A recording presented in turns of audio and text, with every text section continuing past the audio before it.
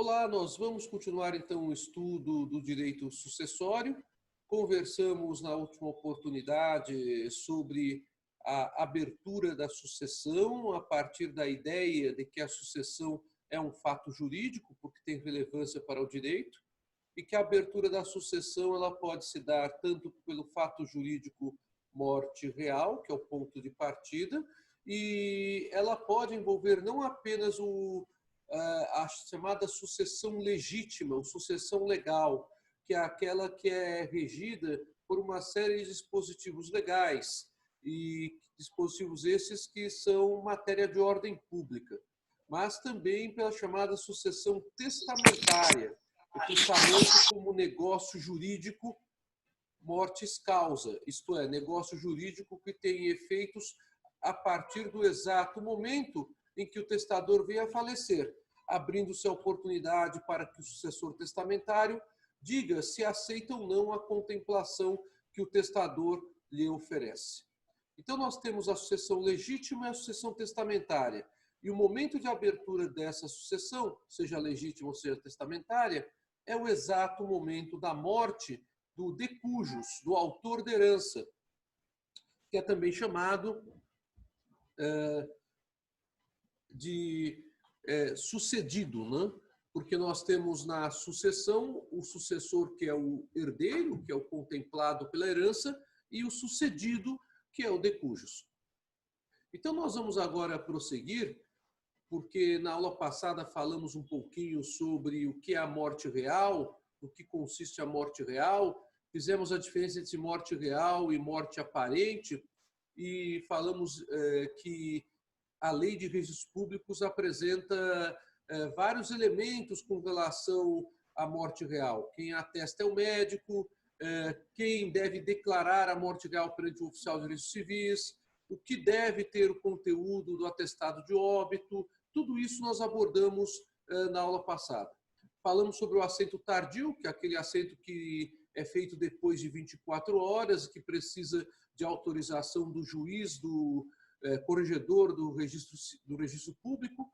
Falamos ainda da justificativa por desaparecimento, que aí já fugimos da morte real, entramos no campo da morte presumida, porque não tem o corpo do de cujus para ser avaliado por um médico legista, mas o que nós temos é pura e simplesmente a demonstração cabal que o de cujus teria desaparecido em um grave acidente ou desastre, e esta prova cabal é trazida aos autos em um pedido judicial que se chama justificativa por desaparecimento. Inclusive, apresentamos um modelinho, para assim dizer, de uma petição de justificativa por desaparecimento, uma petição possível.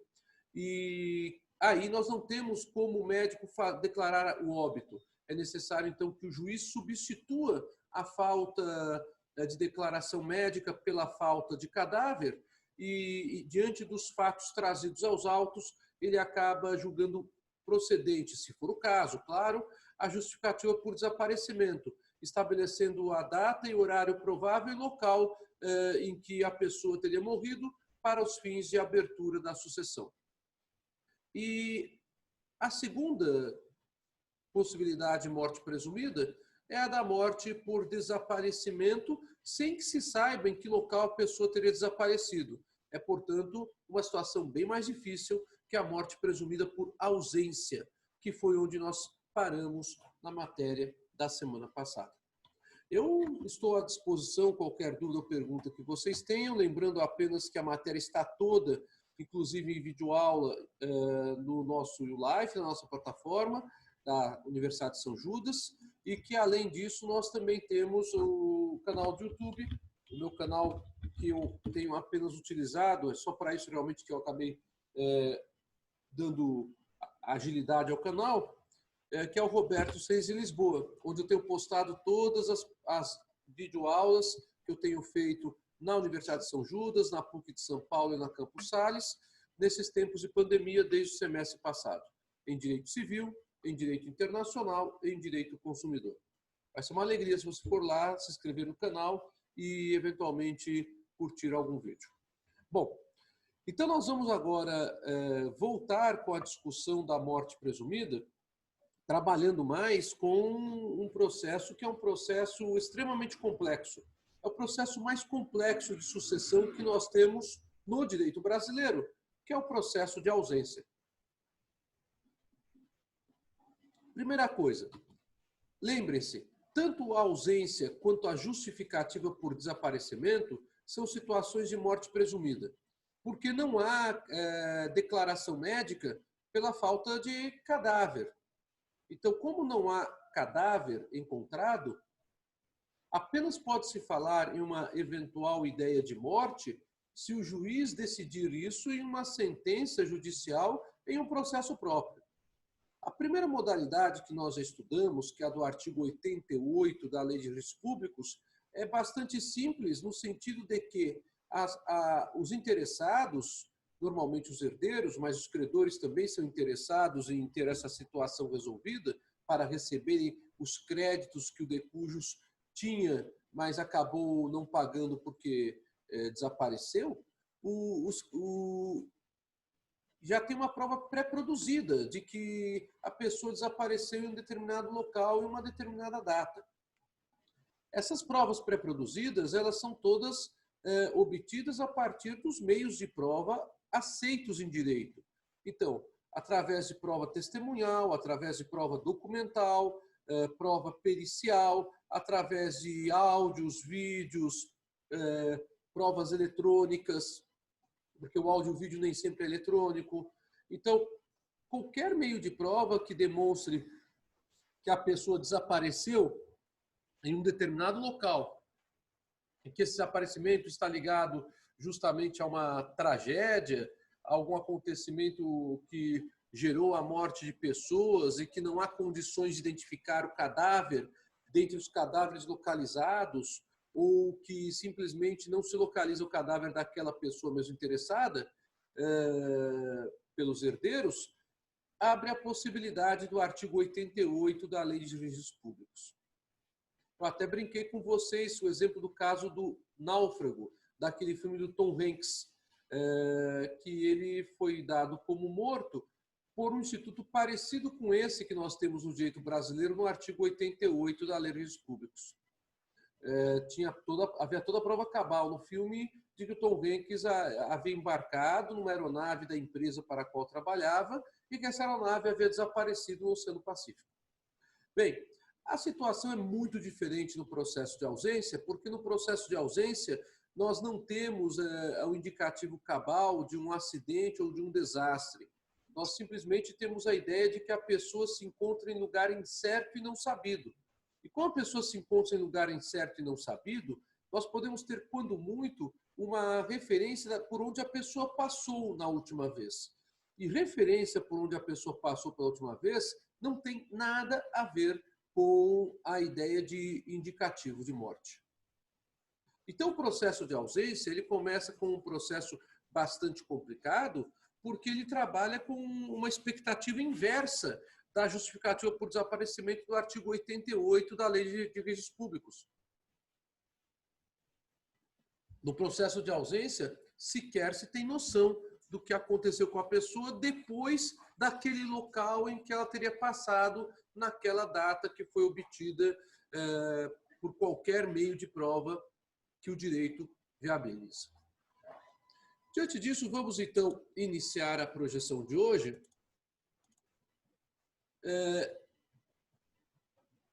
Quem determina a morte por desaparecimento em decorrência de ausência? Também é o juiz de direito. Então, o juiz de direito, ele supre a falta de declaração médica, porque o médico só pode declarar a morte a partir do exame cadavérico.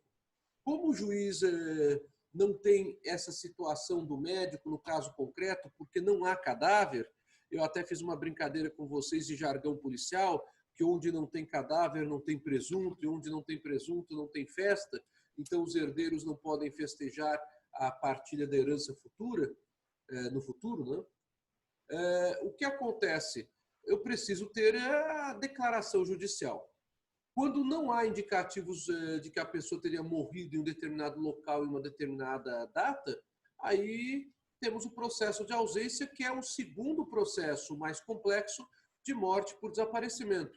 E caberá ao juiz de direito, com base nos artigos 22 a 39 do Código Civil, que é o que rege essa matéria, trabalhar com esta hipótese da justificativa por ausência. Quando cabe o processo de ausência?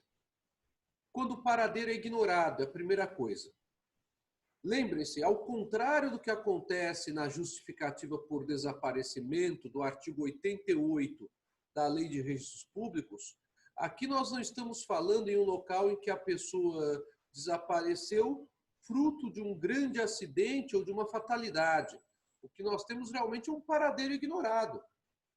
Eu não sei onde se encontra a pessoa. Eu posso até dizer qual foi o último momento em que eu obtive informações de onde ela se encontrava e em que data corresponderia a isso, mas nada mais do que isso. Então aqui nós estamos falando em paradeiro ignorado mesmo. É aquilo que na gíria policial se falava em LINS, local incerto e não sabido. Há uma política nacional que foi introduzida pela Lei 13.812, de 16 de março de 2019, de busca de pessoas desaparecidas, que é realmente um grande avanço nesse tema. Nesta Lei 13.812, existe inclusive a criação de um cadastro nacional de pessoas desaparecidas. O Brasil é um país de dimensões continentais e não adianta simplesmente a pessoa colocar uma faixa na rua ou um anúncio em jornal ou até mesmo colocar na internet fulano de tal desapareceu. Isso é muito importante, claro. A internet ela resolve uma série de problemas.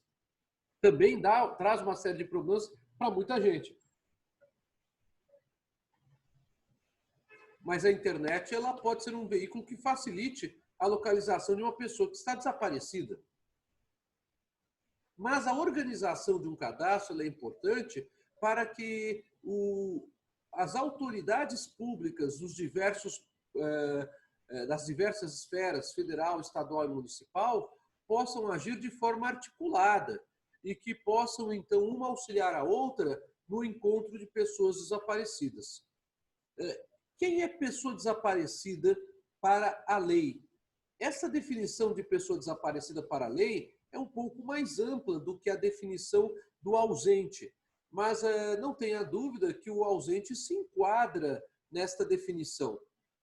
Pessoa desaparecida é todo ser humano cujo paradeiro é desconhecido, não importando a causa de seu desaparecimento, até que sua recuperação e identificação tenham sido confirmadas por vias físicas ou científicas. Então, a finalidade do cadastro é, obviamente, conseguir localizar a pessoa que está desaparecida